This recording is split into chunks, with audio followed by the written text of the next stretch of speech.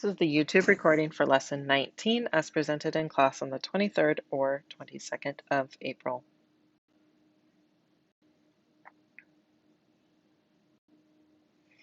On your homework for lesson number 18, question number 5 asked you to come up with a correlation between quadrant 1, 2, 3, and 4, and what the values of sine, cosine, and tangent and their reciprocals would be, meaning are they positive and negative in each quadrant. This is super important for today's assignment, so this is where we're going to start. So I'm going to start by drawing in a triangle in quadrant 1. Now remember, as I get to that outside point of the triangle, my interior angle is theta, my right angle is perpendicular with the x-axis, and that point is xy. The vertical distance is y, horizontal distance is x. If you were to write out your sine ratio, sine of an angle is opposite over hypotenuse. Since opposite side is positive, that would make your sine ratio positive along with its reciprocal.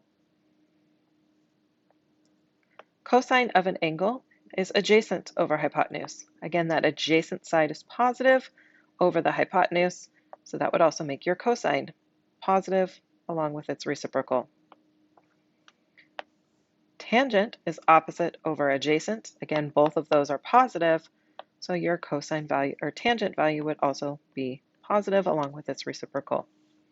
Let's see how that changes as we move into quadrant 2. So as I draw any triangle into quadrant 2, again, your right angle is always going to be perpendicular to the x-axis, and angle theta is always going to initiate at the origin. This point on the outside is a negative x with a positive y. Again, your vertical distance is positive, but your horizontal distance is negative. As we think about the sine ratio from this perspective of the angle, sine is opposite over hypotenuse. Opposite side is positive, which means sine and its reciprocal will be positive. Cosine is adjacent over hypotenuse. This time the adjacent side is negative, so that means that the cosine value will be negative along with its reciprocal. Lastly, tangent is opposite over adjacent. Again, that adjacent side is negative, which means that our tangent ratio would be negative. So in quadrant 2, sine is positive and the rest are negative.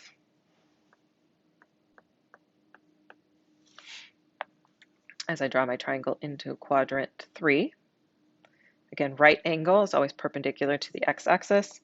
Interior angle is theta. Now for this one, to get to any point in quadrant 3, it's a negative x and a negative y.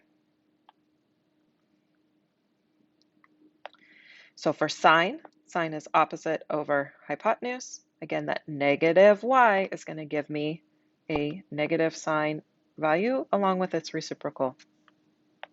Cosine is adjacent over hypotenuse. Again, that adjacent side is negative, so that's going to give me a negative value for cosine and its reciprocal. Tangent is opposite over adjacent. So for this one, because both signs are negative, it would inadvertently make tangent positive. So only tangent is positive in quadrant 3, and the rest are negative. Let's quickly move into quadrant 4. Again, your right angle is always going to be perpendicular to the x-axis, with your interior angle being theta. For this one, to get to a point, we would have a positive x and a negative y. Sine of an angle is opposite over hypotenuse. The opposite side is negative, which means sine is negative along with its reciprocal. Cosine is adjacent over hypotenuse. That adjacent side is positive, which means our ratio for cosine and its reciprocal are both positive. Tangent is opposite over adjacent. That opposite side is negative, which means our tangent ratio is also going to be negative. So in quadrant 4, cosine is going to be positive. So as we look at these, what we notice is that in each of our 4 quadrants, sometimes they're positive and sometimes they're negative. So there's not a lot of correlation there. If you kind of look at everything, you'll notice that sine is positive in 2 quadrants and sine is negative in 2 quadrants. Cosine is positive in 2 quadrants and cosine is negative in 2 quadrants. Tangent is positive in 2 quadrants and negative in 2 quadrants. So for each of these values for sine, cosine, and tangent, along with their reciprocals, they're positive twice and negative twice. We can see that there's only one value that's positive in each of the 4. One way that you can remember that is all students take calculus. And what that means is in quadrant 1, all 6 trig ratios are going to be positive. In quadrant 2, sine and its reciprocal will be positive. The other 4 will be negative. In quadrant 3, tangent is positive and the other 4 are negative. And in quadrant 4, cosine is positive and the rest are negative. So what we did in class was then we just practiced trying to look at just objectively which of these quadrants allows these facts to be true. So again, for my acronym, all students take calculus. So when I'm looking at the 2 quadrants in which tangent is positive in quadrant 1 and 3.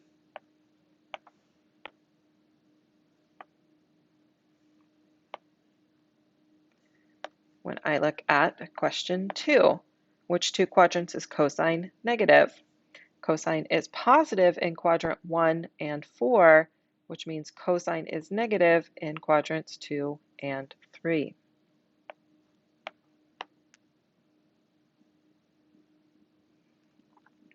Now we're kind of looking at a combination. We want to know where sine is positive.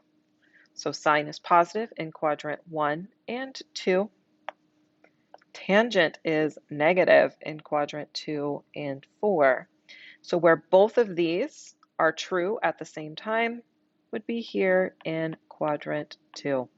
Again, we can do pause the video and try a couple more of these, but this is the idea. Every single ratio is going to be positive in 2 quadrants and negative in 2 quadrants, and we're looking for that overlapping area.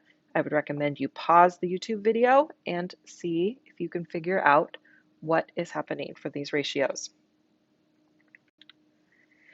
This leads us into our example for today. So for your homework today, you're going to be provided one of the ratios and one fact, and your job is to find the other 5 ratios.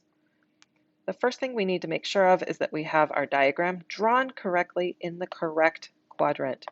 So for this information, we were told that cosine of theta equals 4/5. So we want to look for where cosine is positive. And we were told that sine theta is negative, so it's less than 0. Sine is negative.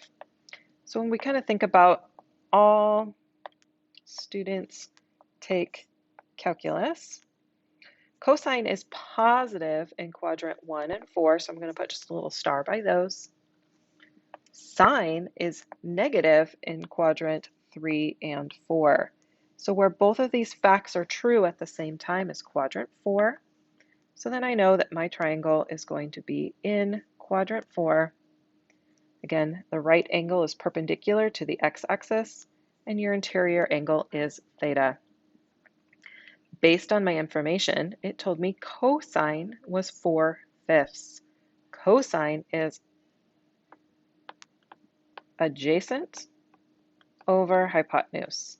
So from the perspective of angle theta, the adjacent side is 4 and the hypotenuse is 5. Now in quadrant 4,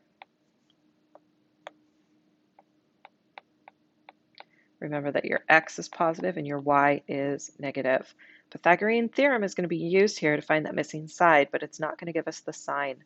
So we need to make sure we adjust the sign appropriately to get that missing side to be a negative number. Pythagorean theorem says a squared plus b squared equals c squared. Well, we know one side is 4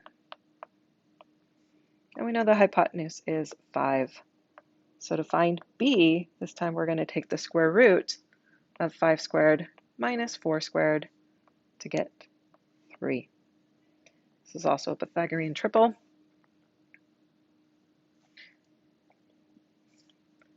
Again, we adjusted the sign appropriately to make sure that it was in quadrant 4. Now that we have all 3 of our sides, we've done all the hard work. Now we write out the ratios. Sine is opposite over hypotenuse. We flip that to get our cosecant. Cosine was provided for us, no work necessary. We flip it to get the secant. Tangent is opposite over adjacent, and then we flip it to get the cotangent. Again, we don't want to leave a negative in the denominator, so we're going to move it out front or move it to the numerator, either one. Let's look at example 2.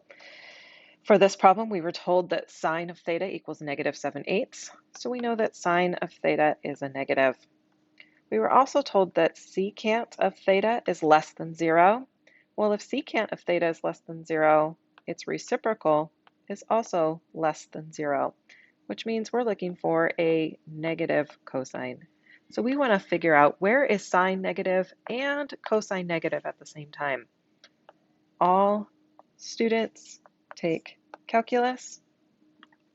Sine is negative in quadrant 3 and 4. Cosine is negative in quadrant 2 and 3. So based on that, where these overlap, our triangle has to be in quadrant 3. So we're going to draw our triangle so that our right angle is perpendicular to the x-axis. Again, angle theta is always the interior angle. Your ratio for sine was provided for you. Sine is opposite over hypotenuse.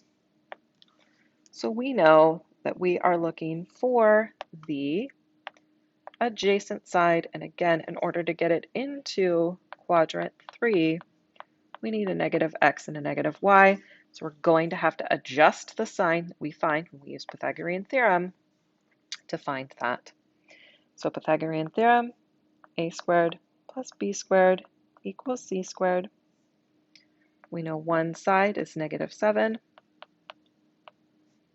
and we know our hypotenuse is 8. So b is going to equal the square root of 8 squared minus our negative 7 squared, which gives us the square root of 15. Again, we're going to make sure we adjust the sign appropriately so that we get it into quadrant 3.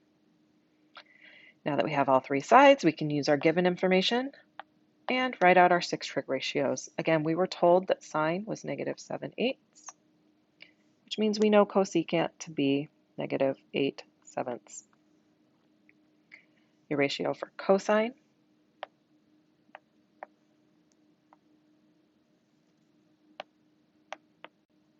rewrite that, I forgot the radical. There we go. Cosine is adjacent over hypotenuse. When we find our secant, we flip that fraction. Then we got to rationalize that denominator.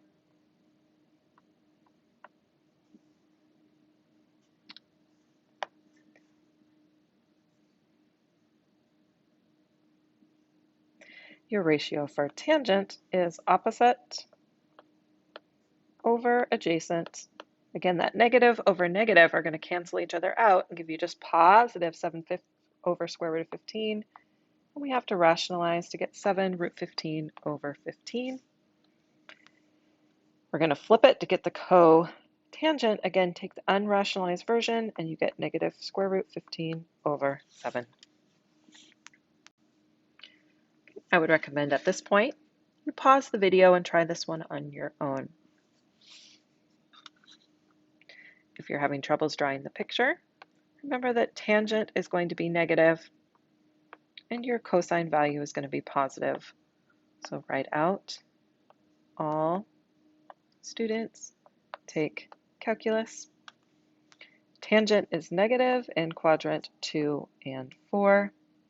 Cosine is positive in quadrant 3 and 4. So that means this triangle is going to be drawn into quadrant 4. Your ratio for tangent is opposite over adjacent. So you're looking for the hypotenuse. This is actually a Pythagorean triple. If you don't see that, you would do 5 squared plus negative 12 squared, which gives you 169. Then take the square root of 169 to get 13.